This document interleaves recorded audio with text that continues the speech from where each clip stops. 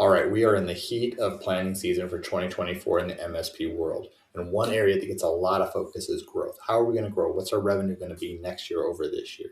There's four key areas that we want to think about when we're talking about growth, just to make sure we're not blurring things together and that we hit each one of them. First is increased pricing.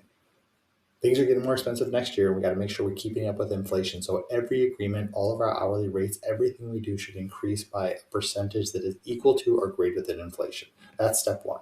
Step two is just our general growth. These are businesses that are growing that are already under a specific agreement. If they add 10 employees next year, we're going to increase our revenue by that amount. Third and fourth, a lot of times get lumped together. That's expansion and new logo growth. But I think of it in two different ways. Expansion is selling new services to existing clients, where new logo is selling new services to new clients. So while you'll have to set your own numbers, one way to look at this is to put percentages or dollar figures in each category. If you go 4% on increased pricing to keep up with inflation, that's 120K. If businesses grow similar to last year, another 120K. If we can cross-sell, upsell our clients at a 5% rate, there's 150K. And finally, if we can add $3,000 of new MRR every month, that's 210K or 7%, hitting our 20% goal.